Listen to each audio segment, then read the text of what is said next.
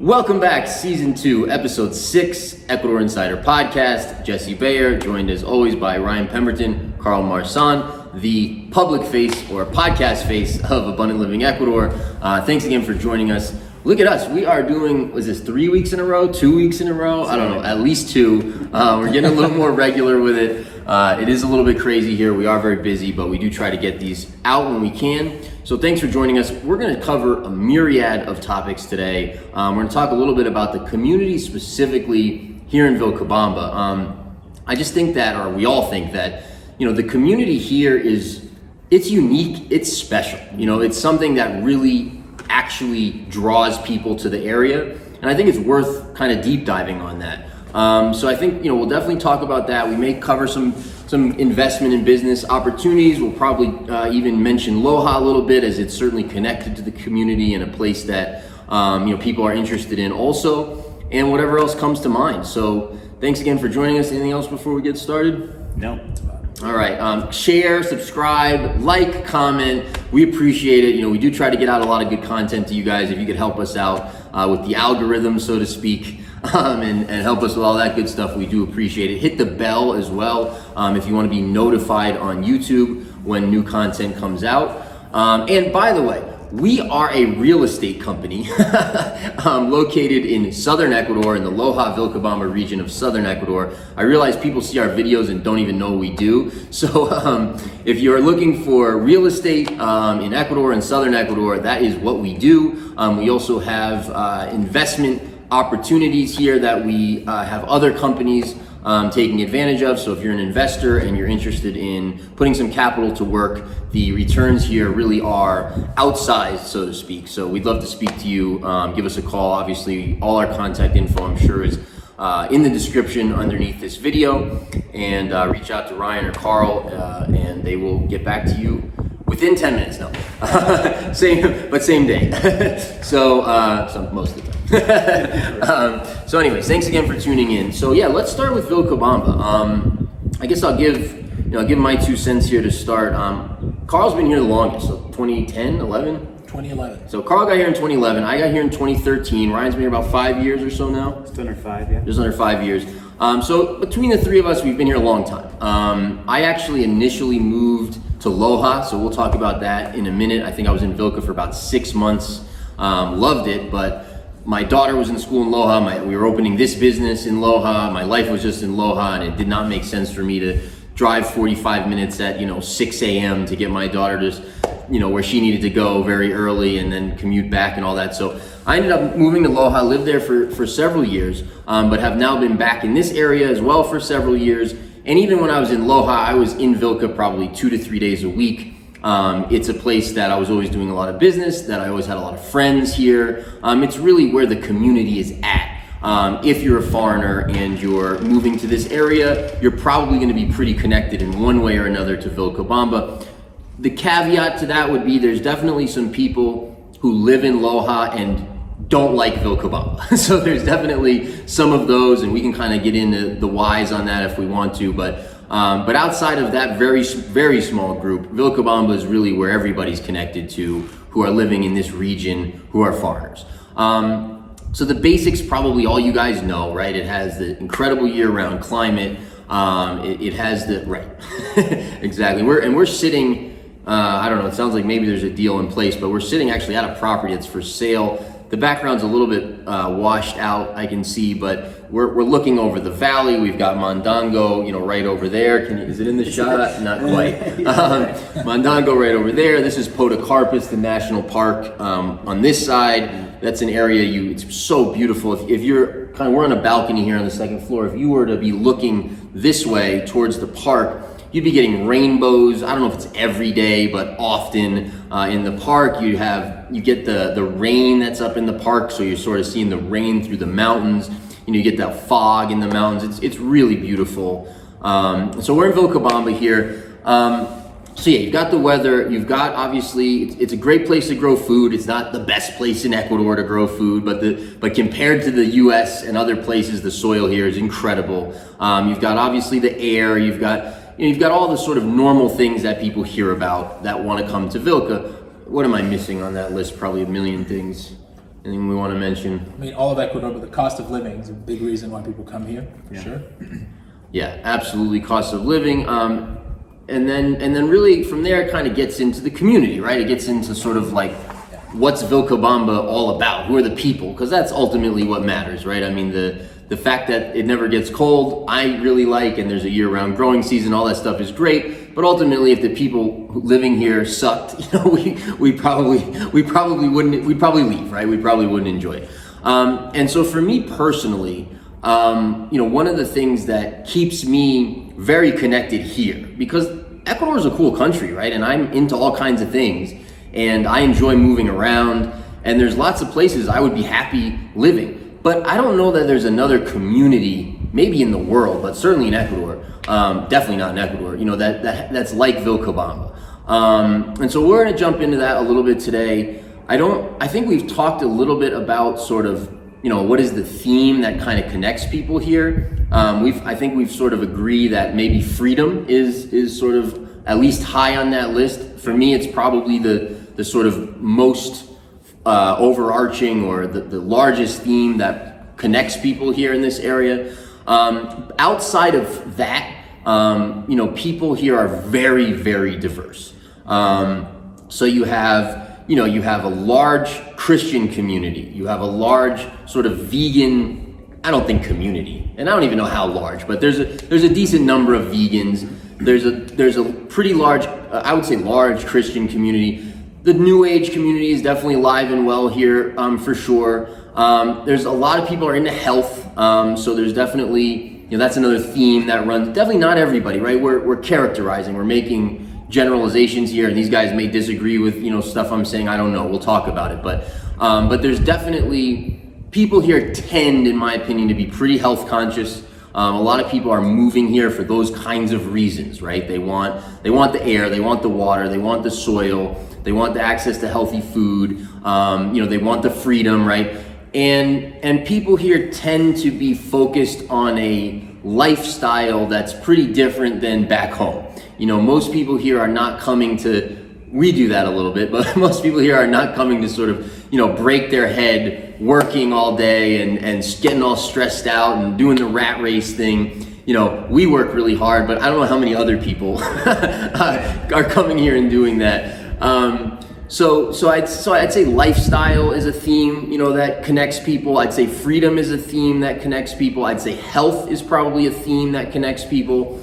Beyond that, you're talking all races, all colors, all regions, belief systems. The belief systems here are very diverse. I think it's really a place where you can pretty much find what you're looking for. You're gonna find people you vibe with pretty much regardless of your beliefs. Now, I don't know, maybe the caveat to that would be if you're sort of, hardcore, like, I don't even know how to describe it, but let's say you're really, you know what, I'm gonna piss Ryan off if I say that. I'm gonna leave that alone for a second, but I would say, I'll use it as anti-freedom. Let's say you're really, really anti-freedom. You really believe in like government control of everything. There's probably not a ton of people like that. There's a few, I'd say probably, right? There's probably not a ton of people like that. Yeah. Outside of that, you're gonna pretty much find people you vibe with here. So yeah, we'll continue this conversation. I've said enough for the intro. Take it away. What do you guys think? Well, just to add on to what you were saying, I think a word that would really describe the expat community would be alternative. People are looking at alternative lifestyle, alternative mode of healing, alternative ways of eating, alternative mindsets, and the opposite of that would be mainstream. So I think what you're referring to is there's very few expats here that would be considered mainstream, mainstream CNN, I mean, there's a few, like you said, but I think the majority is tend to be a little more alternative, which is what attracts people here. Now that being said, if you're more mainstream, there's definitely people like that here. The Ecuadorian population is a little more mainstream. Let me just touch on that really quick, because I'm the one that's basically looking over all the emails that come through. And what I'm noticing is that people are getting priced out of where they're currently living. Mm-hmm. And they're looking for a place that's warm all year round, but they don't want to be on the coast, right? Mm-hmm. So you have, you look into places like Mexico Costa Rica, but that's really humid. And if you want somewhere that's not humid, warm all year round, where are you looking? People are starting to research Ecuador because it's on the equator, it's warm year round, and they've found Vilcabamba. And I think they're just literally getting priced out from where they're at.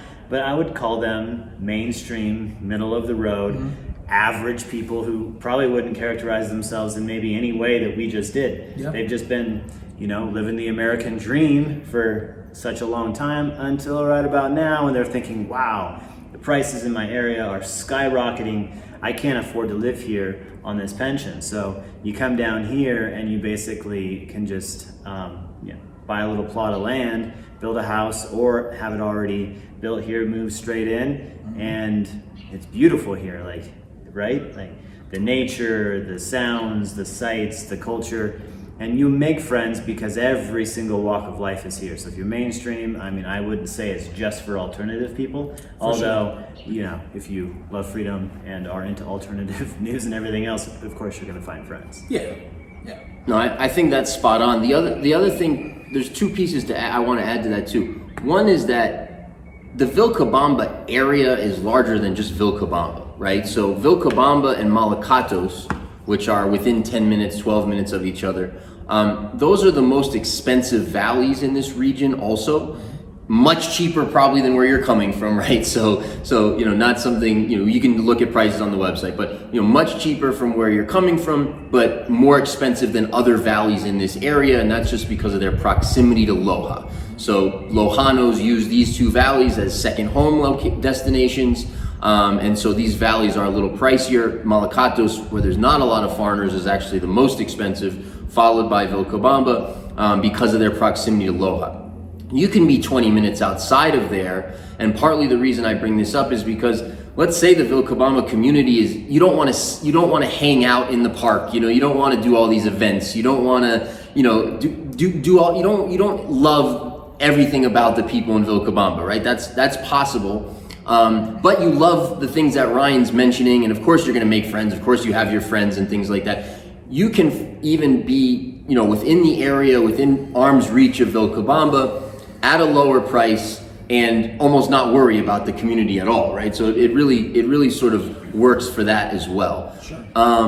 There's one other piece that's slipping my mind. Go ahead, Carl. Well, I think it's worth mentioning, a lot of people want to come here to have the Ecuador experience, to experience the community, to be able to, mingle with the locals. And in Vilcabamba, of course, you can do that, but there's definitely more expats.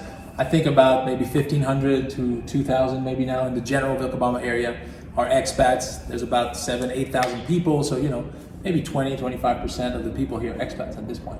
Maybe I don't know. The old numbers used to be 10%, but I think that's gone up as well. So it definitely could be quite a bit higher than that now. It might be between 10 and 20%, somewhere around there. Yeah. Probably more likely. But if you go to other villages around here, it's mostly locals. So, and the local people are awesome. They're lovely people. If you speak a little bit of Spanish, you can make great friendships with local people. I have myself, and I have some really good local friends, so you do too, we all do. So how about this? Let's say that Vilcabamba might not be your scene because it's just a little too rural. You look at 7 to 10,000 people, that's a small town, and it might not be your thing. So a lot of people are like, all right, well, it's not gonna be Vilcabamba, it's gonna be Cuenca. And personally, I think that you should think twice about that, because Loja is a town of 200,000 people, 250,000 people by now. It's growing, it's clean, it's nice. They just did an entire beautification of their town 2 years ago, maybe 3 by now. And they tore up the whole town when I first got here. It was all torn up. But they laid all new pavement, asphalt, tile everywhere, and it looks really nice. They've got fantastic restaurants. It's the music capital of Ecuador. They have cultural events. They have a really nice kind of civic center where a lot of these things take place. Whether it's parades or they have a yearly event that they shut the down. art festival and art and music festival. All right, so the point is it's 45 minutes from Vilcabamba, so you can do this one of two ways. You can come and live here where it's warm and go visit Loja often. I mean, a lot of you guys have had commutes to work and back, so in 45 minutes is nothing. Or live in Loja, and then if it's cold there, cold meaning like if it's 62 that day, it's probably 75 here. You know, make a trip down, go to the river, hang out, get some sun, feel the warmth of Vilcabamba, have a nice meal, and then go back to Loja. So there is a growing expat community in Loja already. We have been relocating people there, and it's up and coming, I would say. Loja is the new Cuenca.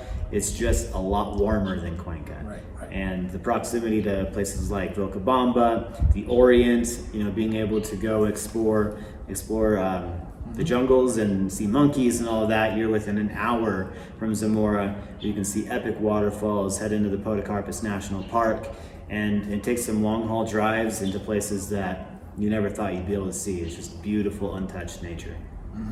Now that's a really good summary, and I want to touch on that difference between Loja and Cuenca for a second, because it's exactly as Ryan said. Cuenca's on the map internationally, right? So if you're looking at Ecuador, you're going to discover Cuenca for sure right off the bat. You know, Vilcabamba as well. You're going to discover some places on the coast, and you know, I wouldn't. You know, all these places have their pluses and minuses. I think Cuenca is a great city. It has some beautiful architecture. It's got the nightlife you might be looking for. It has great restaurants. You know, there's a lot going for it. It's significantly colder than Loja, and that to me really matters. I mean, a lot of people leave Cuenca for Loja or come to this area because it's just too cold. I don't think people realize how cold Cuenca is. You know, it's up at 8,300 feet or so. Loja's about 6,500, right? So you've got an 1,800, if I'm doing that math right in my head, about an 1,800 foot difference in elevation, and elevation in Ecuador is what determines temperature. Yeah. So if you're, you know, those summer months, those June, July, August, and you can include often May in that, and September sometimes, you know, those months in Cuenca, I mean, I couldn't live there during those months. It's freezing. Now, okay, it's not northern US freezing, there's no snow or anything like that, but this is not comfortable. And the difference is that in the US, you have heating and insulation, right? So, whereas they don't do that here. They don't do it. So it's so cold in the mornings in Cuenca. We go there, you know, on our way to coast, or just to go, you know, hang out, just because it's fun to visit the city. But every morning I've got my down coat on inside. You know, we bring our little space, like little, whatever, floor heaters. Do you? Yes. I mean, right? Like, this is indicative of the type of temperature you're gonna have to deal with. Yeah, and so then Loja, right, on the other side of that. So Loja, yes, it has a little less of those things I mentioned at the beginning. Still has decent restaurants, still has good nightlife, still has a lot of those things, less than Cuenca, because Cuenca is a much larger city. You know, Cuenca is about 800,000 people, maybe 1 million people now, I don't know. Loja is about 250,000. So, you know, much different. Is that Cuenca numbers right? Am I messing that up? I think we're good. I think we're good. I think we're good. Someone fact check us and leave it in the comments. In the comments, exactly. So you know, Cuenca is a much larger city, but the upside to Loja is it's extremely safe. Cuenca is not a dangerous city, but it's not you know, it's not extremely safe. You could not describe Cuenca as extremely safe. Like, people do get mugged occasionally. You know, homes get broken into. Not that I've never heard of anyone really getting mugged in Loja. Homes do get broken into extremely occasionally, but the difference between that and Cuenca is large. You know, the safety gap between Loja and Cuenca is large. The way the people are is somewhat different too, right? Because the city is so much larger in Cuenca, there's less of that sort of person-to-person trust, and sort of everyone knows each other. And Loja, even for a city of 250,000 people, has that. It really does. People are very kind, very trusting. Not that they're not kind in Cuenca. Ecuadorians are kind, you know, everywhere. But it's really it's like living in a small town but in a city, which is something I really appreciated about it. It's very slow paced. Again, you also have the national park right there as well. So, to me, it's the most livable city in Ecuador. Like, if you're looking for a city to live in because you want to live in a city, it's the most livable city. And as Ryan said, it is up and coming. So they did the regeneration project that Ryan mentioned, and it's being discovered. It's sort of been discovered over the last few years. There is a growing expat community, as Ryan mentioned as well. So yeah, I mean, I think Loja's a great place to live. Sure, I agree. Yep. We'll try to get some cinematic videos of Loja in the upcoming future. I think we have some already. Yeah, we might, but I think updated to see some of the beautification projects completed and what it looks like today. You know, a lot of people are upgrading the exterior of their buildings, which of course improves the look of the town. What used to be a drive-through part of the center of Loja is now walk-only. So it's got pavers, and so you have people walking, and they've just made it more livable. If you want to move into the city, be right downtown in the mix, yeah, I think they've improved. Should probably show that. One little thing that I've noticed, if you compare Loja to Vilcabamba is the rental market is very scarce. There's not a lot available. There's a lot more available in Loja, right now. And it seems like prices are cheaper in Loja. So if you're into renting, you try to save money, you might be able to have a bit of a cheaper lifestyle living in Loja than you would in Vilca. Yeah. Loja is definitely cheaper than Vilcabamba. Yeah. I want to jump back to Vilcabamba for a second. Like, I really want to try and give you guys the feel, the sort of contextual feel here, right? So I'm thinking about, what are some of the things I enjoy about my life here, right? And so this morning, I shoot into, first I do some exercise in the grass, this morning, under the sun, and the butterflies are flying around and the banana trees are waving in the wind behind me. And, this is just lovely, right? And it's like that all year. Not that there can't be rain or can't be cloudy days, but you're in that climate where you can do that stuff all year. A lot of people, where I live, for example, has these massive, wraparound patios that are covered. And I spend half my life out there. Like, I only go in the house basically when I have to. It's nicer outside. My office is set up on my patio. I love that, right? I can sit there and listen to the birds and watch the sights and sounds, and that's anywhere in the area, right? I'm talking like within let's say 20 minutes or so of 30 minutes of Vilcabamba, you have that kind of feel. So then I wrap up what I'm doing this morning. I shoot into town. I grab a coconut for $1.50. The guy sticks a straw in it. I drink that. I walk next door to the juice factory, which is on the same block as our office. I order, a green juice and a kefir or a kombucha or something, and a smoothie. All really healthy stuff, which I appreciate. I drink those as we get ready to come up here. I'm late, of course, because that's what I do. Carl and I are waiting as he's doing these things, and we're sitting here pulling our thumbs, and he's just enjoying himself, having his coconut. Luckily, I don't see clients anymore, so you won't have to deal with that. These guys are very punctual, So I wrap that up, and then we come up here to do this pod, and we're doing this, and then I'll go eat lunch later, and I'll run into 8 trillion people who I not only know but actually like. It's not one of those situations where it's like, oh man, I gotta deal with all these people saying hi to me, that it's like, hey, hi Carol, how you doing? No, it's actually people I like and want to talk to, and I genuinely want to ask how they're doing, and I genuinely, and if I'm busy, I say, hey dude, like, I gotta run, I'll talk to you later. That's no problem either. Thanks, Karen. Karen, thank you. Yep, I'll see you a bit later, Karen. Right. And then it's like, and then there's the social side of it, right? It's like, everybody has their groups, their friends and all that. It's just like anywhere in the world. But it's a very relaxed thing. No, it's not super cliquey. I think it used to be a little bit that way. It's not super cliquey anymore.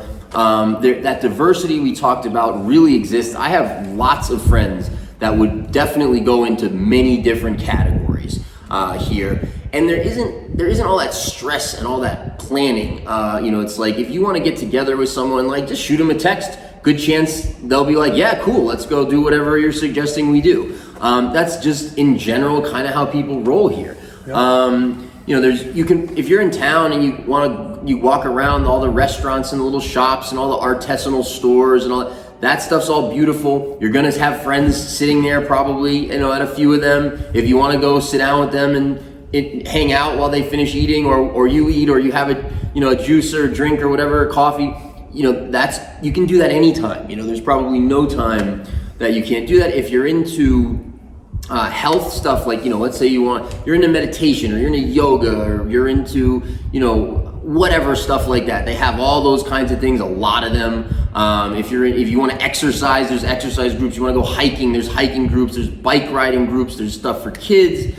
All that stuff is just it's really abundant here. Again, if you're a Christian and you're into that community, that's a big community here. They get together, they meet. They have different Bible study groups, and there's even different groups of Christians who have different groups and all that sort of stuff. So it's really diverse that way. It's something I appreciate. And again, I don't think there's a lot of judgment either. I think that it's like I don't feel judged for what I do and my beliefs. I don't know if these guys feel the same, but I don't think there's a lot of judgment. You want me to comment on judgment? No, I'll leave that one alone. But I wanted to say, like yesterday, I was working and I came home from something, and I just immediately turned around, threw on the workout clothes, and went for a jog right out my house to Rumi Wilco. Jog the trails, you stop down at the river for a minute, splash the face, just hang out, listen to the sounds of the rushing water. It's clean, it's nice out. The birds, again, it's something where you're so close to nature. But again, I enjoy exactly what Jesse was saying, and then you can go get yourself, a juice, a coconut, or whatever, and then go right into dinner plans with friends. It is true that if you do ask somebody same day or day before if they want to hang out, it's a good chance that you're going to, have those plans come together.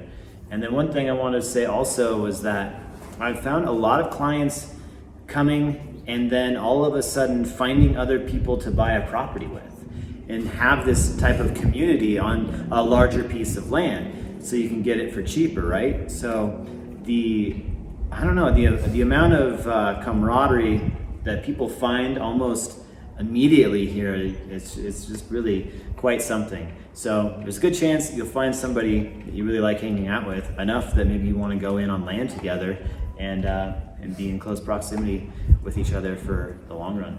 Yeah, one thing I was going to mention is if you have children, there's like such a huge children community or parents, families. It's so easy to get, to make friends because, the children become friends. And and when I came here, I didn't have kids, but I didn't know many people that had kids. And I think a lot of us came here either single or without kids. And there was a bit of a baby boom in Vilcabamba where a lot of people had children here. So there's a really nice family community if you have children. No, I agree. It was more, when I got here in 2013, there was definitely more. There was a larger percentage in the expat community of retirees than there is now. Yeah. There's still tons of retirees, which is awesome, but there's also now a thriving young parents, type community with kids and all that. And that's something I really appreciate, that my kids have friends and people to play with and groups to be in and activities and all that kind of stuff.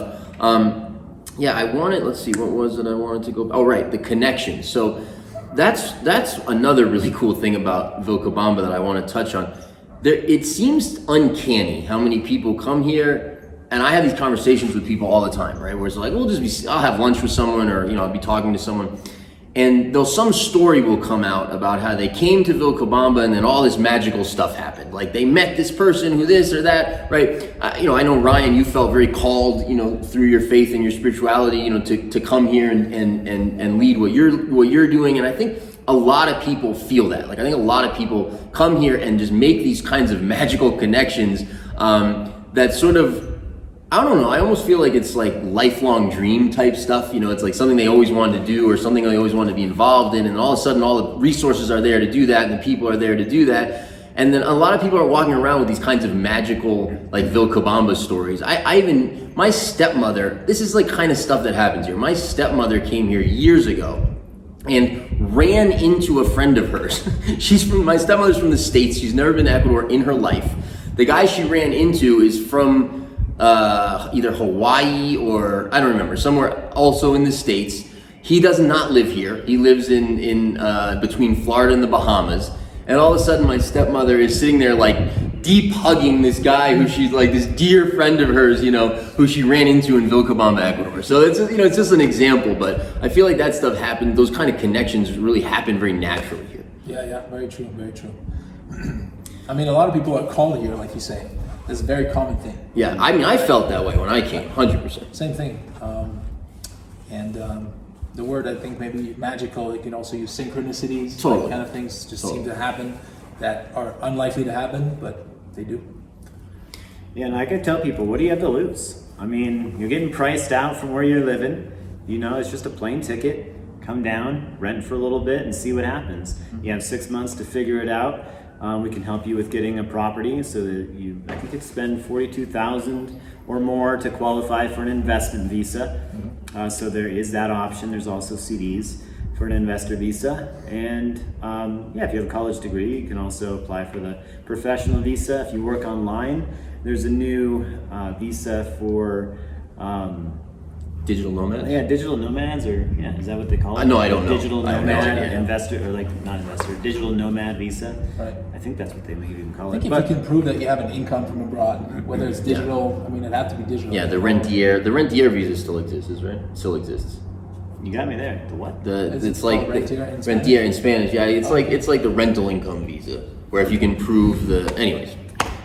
We can help you. Options. And then you come down, you check it out. If you like it, you get an investment visa and stay put.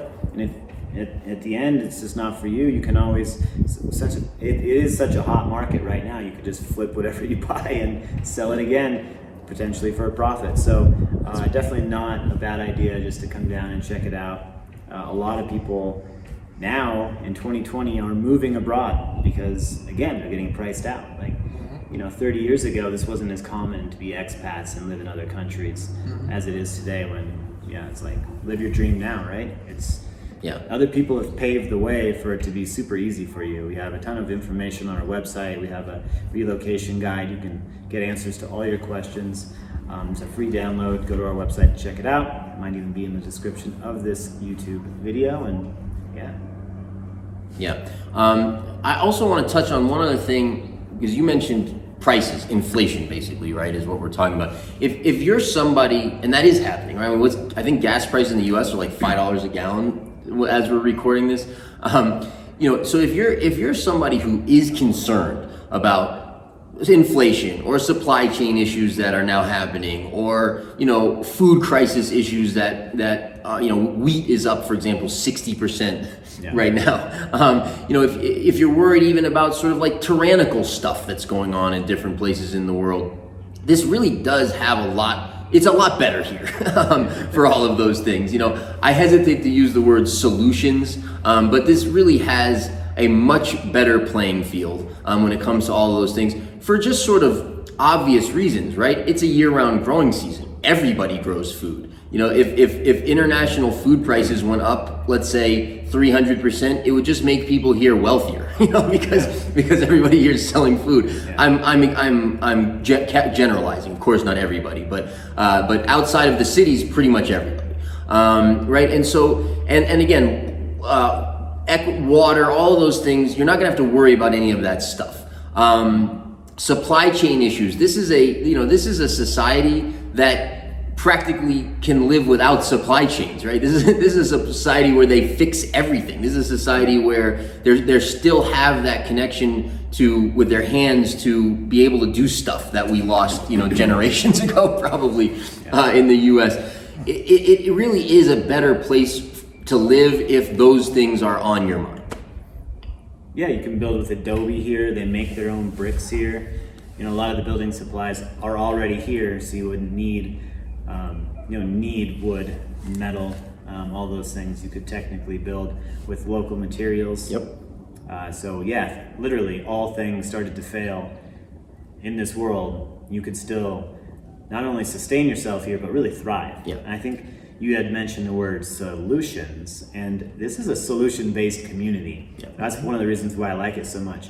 The percentage of people who are here who want solutions and will actually be proactive about carrying them out is really high. Yeah. There's a lot of really creative, intelligent people here. It's not just a bunch of hippies like it used to be, Right. 15 years ago. That's true. So really smart, intelligent people doing big things here. Mm-hmm. And because people here really do thrive to be sovereign in their Yeah. individuality and being able to do what they want to do, which is really just remain and be and not have other people try to tell them what they can or can't do. And very accomplished people, just to add to that, right?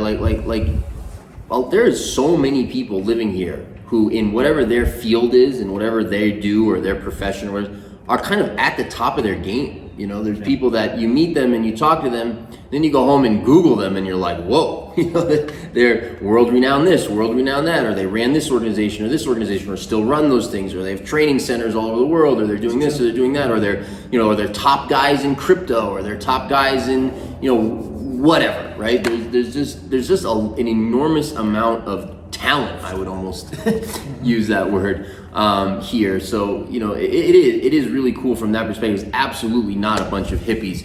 You can have that impression just like walking around the park for 5 minutes, Sure. because there are people definitely who dress in what is described as hippie, right? But that is not what the community is at all, despite whatever people's clothing choices are. And we have nothing against hippies, so this is not that either. But it's just not what it is. Yeah, they're artisans, right? And a lot of them hang around and sell things and. But if you're a hippie, there's plenty of other hippies. Totally. There's a hippie, and I'm friends with tons of them. There's a hippie community, actually, like is it self-sustainable? Anyways, it's a clown artists, artisans community with a beautiful lake right on the river. Definitely worth checking out.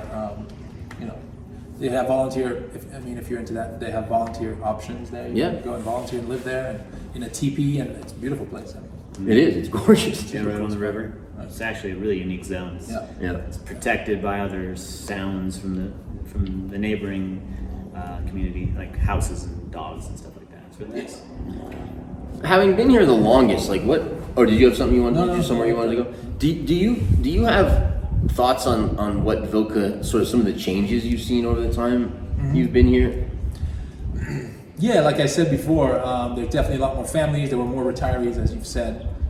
That's one of the major changes, I think, that I can notice. There's more expats. Vilcabamba is more on the map now than it was, then. It was kind of like a secret place back then. It was just getting to be known. Now it's like, people know about Vilcabamba. The town looks way better, just like Loja. People have fixed up some buildings. The center square looks better. Things are more, up for tourism. They've improved it for tourism purposes. Are the restaurants better? Definitely more restaurants, better restaurants, way more choices. There's so many restaurants here. Really good restaurants, at least in my opinion. Yeah, totally. For sure. I think. What do you think? Yeah, I would second all of that. I think it's gotten just better. I think it's cooler than it was. I think like when I got here in 2013, I thought it was great.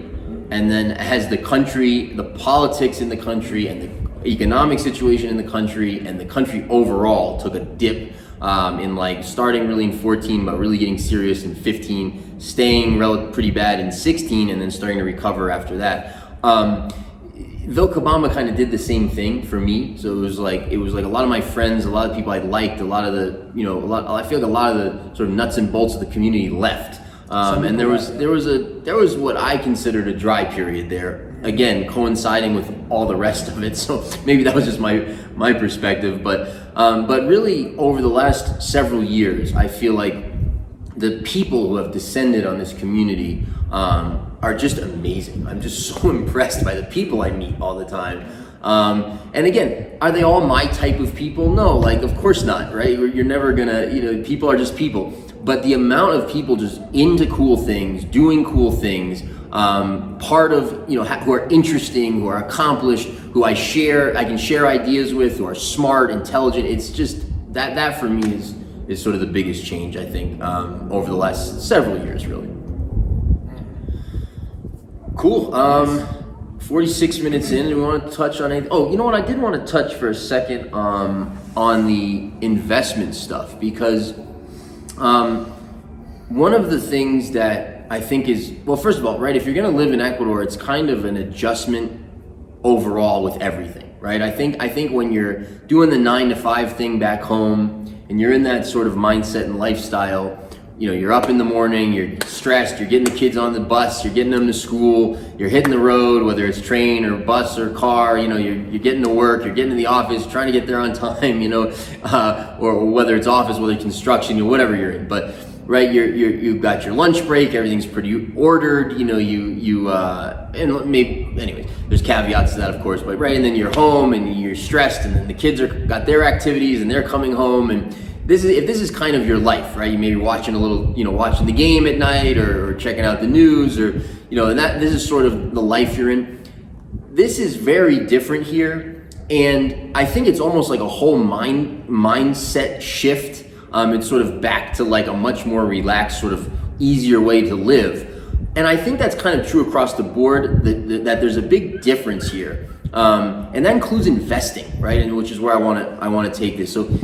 I was investing in New York in real estate. I was not selling real estate, but I was investing in real estate. And my experiences there were, there's an enormous amount of competition for opportunities. And so your returns can be great, but they are what they are.